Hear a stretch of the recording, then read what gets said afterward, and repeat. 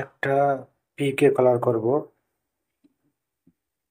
পিকে colour কিভাবে করতে হয় আগের ভিডিওতে সলিড কালারে দেওয়া আছে কিভাবে করতে হয়, এখন পিকে কালার দেখাবো। একটা পিকে কালার করতে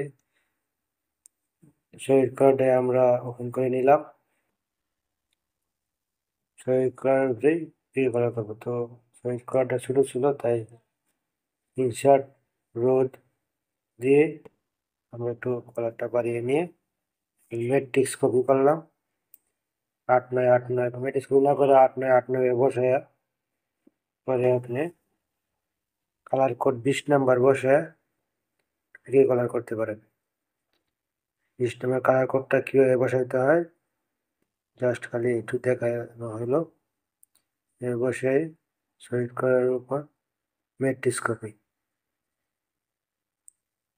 কোথা থেকে কীভাবে ধরা হয়েছে খেয়াল করে ধরলে, এভাবে কপি করলে সাইডে 2 নীল বাকি বাদ থাকবে।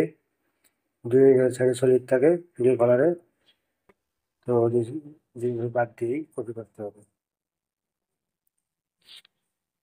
কোনো কালারে 1 নীলও থাকে, আবার 2 নীলও থাকে, এটা কালার বুঝে করে নেবেন। এখন এটা যেহেতু বসাইছি মাত্র 5টা লাইন, এই ইকোনমি জাম টাইম বসাতে হবে। জাম বারবার হবে, তাই আমি 20 নিয়ে জাম টাইম রিপিট কপি বসিয়ে দিলাম, কম্পাইল দিলাম, ওকে আছে।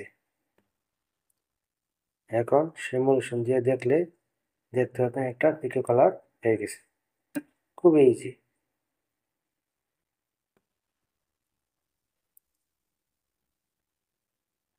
তো ইকোনমি বসাইলাম, আবার এই জন্য আবার কম্পাইল দিলাম, দিয়ে আবার দেখবো সিমুলেশন দিয়ে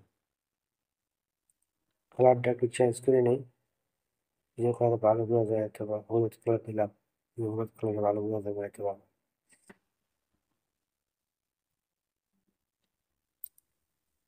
একটা পিকে কালার হয়ে গেছে।